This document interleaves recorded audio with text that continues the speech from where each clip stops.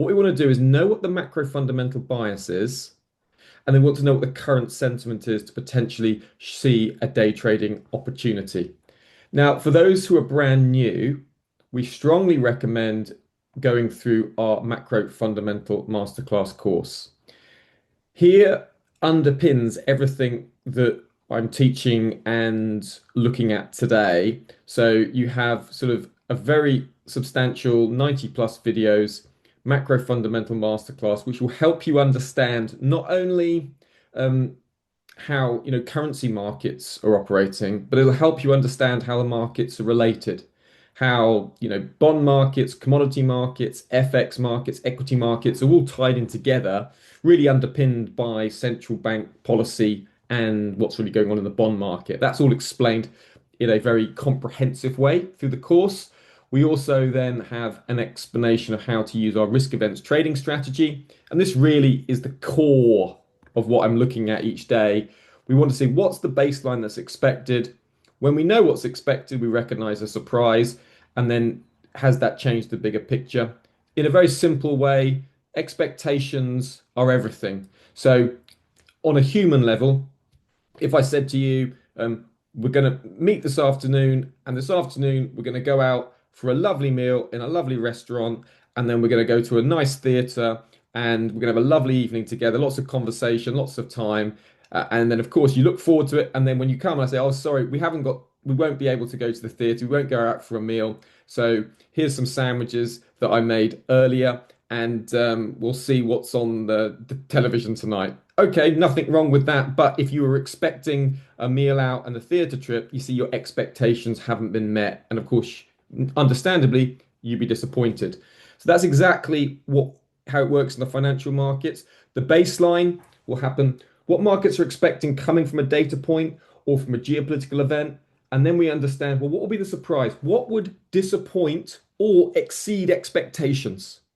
Using the illustration exactly the same way. So I said, come to my house and I'll do a quick snack for us, and then we'll go for a walk, around a local village, right? But then when you arrive, you say, actually, we're going to go out for a Michelin star meal, and then we're going to go for a weekend in Berlin or Paris or something like that. Well, you see, your expectations have been exceeded, right? So that's exactly how it works with the financial market. So we need to know the baseline to recognize the surprise and the bigger picture. And that's where you get the opportunity in macro fundamental trading. Okay. So in order to prepare for this, to recognize this, there's a few key tools we have. The number one tool is our news feed and score. This keeps us on top of all the breaking news as we go through the day, particularly useful at the moment with so much geopolitical risk going on between US and Iran. We then also have a economic calendar.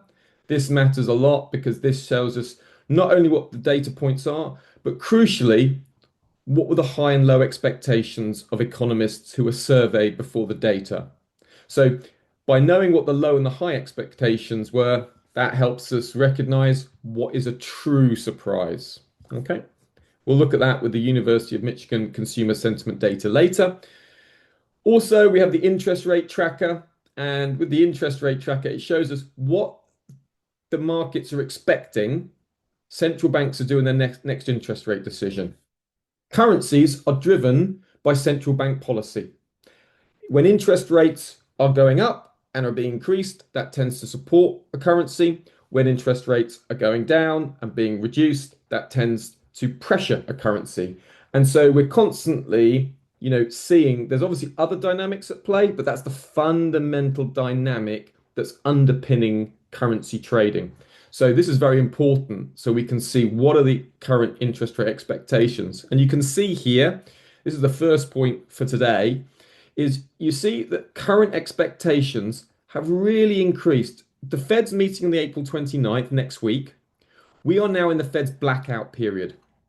In other words, we won't have any central bank speakers from the Federal Reserve today because they go quiet ahead of the meeting. And what we can see from short-term interest rate markets, when we compare to a week ago, do you see how the interest rate expectations are higher now than they were a week ago? Look at the ECB, exactly the same. Higher interest rate expectations than a week ago. Bank of Japan, slightly different situation. Bank of England, look at this, much higher expectations than there were a week ago. Bank of Canada, so across the short end of the yield curve, central banks are being expected by the market to keep interest rates higher for longer or even hiking interest rates. You can see markets are expecting two interest rate hikes from the ECB this year. And short-term interest rate markets are expecting two interest rates from the Bank of England this year as well, right? Now, whether that gets delivered or not remains to be seen. But of course, what is it that's pushing that up? Of course, those of us who have been here regularly know it's high oil prices.